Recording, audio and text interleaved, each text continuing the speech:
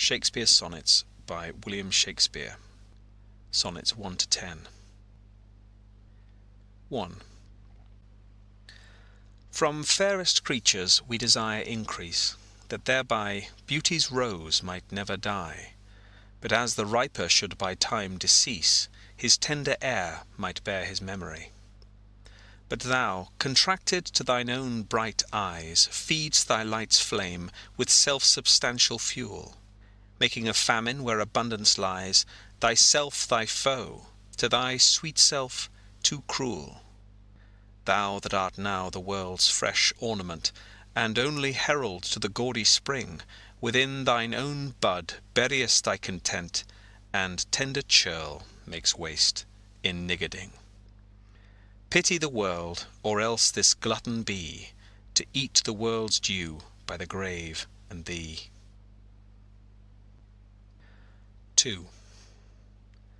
When 40 winters shall besiege thy brow, and dig deep trenches in thy beauty's field, thy youth's proud livery so gazed on now will be a tattered weed of small worth held. Then, being asked where all thy beauty lies, where all the treasure of thy lusty days, to say within thine own deep sunken eyes were an all-eating shame and thriftless praise. How much more praise deserve thy beauty's use, if thou couldst answer, this fair child of mine shall sum my count, and make my old excuse, proving his beauty by succession thine. This were to be new made when thou art old, and see thy blood warm when thou feel'st it cold.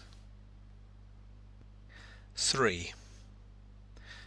Look in thy glass, and tell the face thou viewest, now is the time that face should form another, whose fresh repair, if now thou not renewest, thou dost beguile the world, unbless some mother. For where is she so fair, whose uneared womb disdains the tillage of thy husbandry? Or who is he so fond will be the tomb of his self-love to stop posterity? Thou art thy mother's glass, and she in thee calls back the lovely April of her prime. So thou through windows of thine age shalt see, despite of wrinkles, this thy golden time. But if thou live, remembered not to be, die single, and thine image dies with thee. 4. Unthrifty loveliness, why dost thou spend upon thyself thy beauty's legacy? Nature's bequest gives nothing, but doth lend, and being frank she lends to those are free. Then, beauteous niggard, why dost thou abuse the bounteous largess given thee to give? Profitless usurer, why dost thou use so great a sum of sums, yet canst not live? For having traffic with thyself alone, thou of thyself thy sweet self dost deceive. Then how when nature calls thee to be gone, what acceptable audit canst thou leave? Thy unused beauty must be tombed with thee, which used lives, the executor to be. 5. Those hours that with gentle work did frame the lovely gaze where every eye doth dwell, will play the tyrants to the very same, and that unfair which fairly doth excel. For never-resting time leads summer on to hideous winter, and confounds him there. Sap checked with frost, and lusty leaves quite gone, beauty o'ersnowed, and bareness everywhere. Then were not summer's distillation left, a liquid prisoner pent in walls of glass, beauty's effect with beauty were bereft, nor it, nor no remembrance what it was. But flowers distilled, though they with winter meet, least but their show, their substance still lives sweet. 6. Then let not winter's ragged hand deface in thee thy summer ere thou be distilled. Make sweet some vial, treasure thou some place with beauty's treasure ere it be self-killed. That use is not forbidden usury, which happies those that pay the willing loan. That's for thyself to breed another thee. Or 10 times happier, be it 10 for 1, 10 times thyself were happier than thou art, if 10 of thine 10 times refigured thee, Then what could death do if thou shouldst depart, leaving thee living in posterity?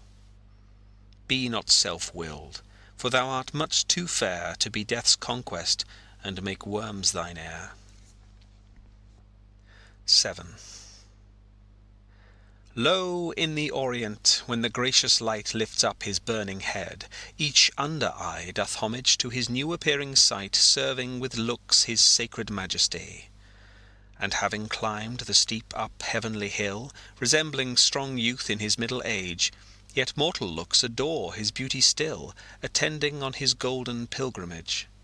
But when from highmost pitch with weary car, like feeble age, he reeleth from the day, the eyes for duteous now converted are from his low tract, and look another way. So thou, thyself outgoing in thy noon, unlooked on diest, unless thou get a son. 8. Music to hear. Why hear'st thou music sadly? Sweets with sweets war not, joy delights in joy. Why lov'st thou that which thou receiv'st not gladly, or else receiv'st with pleasure thine annoy? If the true concord of well-tuned sounds by unions married do offend thine ear, they do but sweetly chide thee who confounds in singleness the parts that thou shouldst bear. Mark how one string, sweet husband to another, strikes each in each by mutual ordering, resembling sire and child and happy mother, who, all in one pleasing note do sing, whose speechless song, being many, seeming one, sings this to thee: thou single wilt prove none.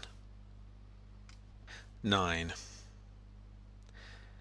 Is it for fear to wet a widow's eye that thou consumest thyself in single life?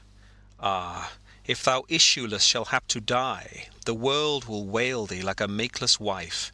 The world will be thy widow, and still weep that thou no form of thee hast left behind, when every private widow well may keep by children's eyes her husband's shape in mind. Look what an unthrift in the world doth spend, shifts but his place, for still the world enjoys it. But beauty's waste hath in the world an end, and kept unused, the user so destroys it. No love towards others in that bosom sits, that on himself such murderous shame commits. 10. For shame, deny that thou bear'st love to any, who for thyself art so unprovident. Grant, if thou wilt, thou art beloved of many, but that thou none lov'st is most evident. For thou art so possessed with murderous hate, that 'gainst thyself thou stick'st not to conspire, seeking that beauteous roof to ruinate, which to repair should be thy chief desire. O change thy thought, that I may change my mind. Shall hate be fairer lodged than gentle love? Be as thy presence is, gracious and kind, or to thyself at least kind-hearted prove. Make thee another self for love of me, that beauty still may live in thine or thee. End of Sonnets 1 to 10 of Shakespeare's Sonnets.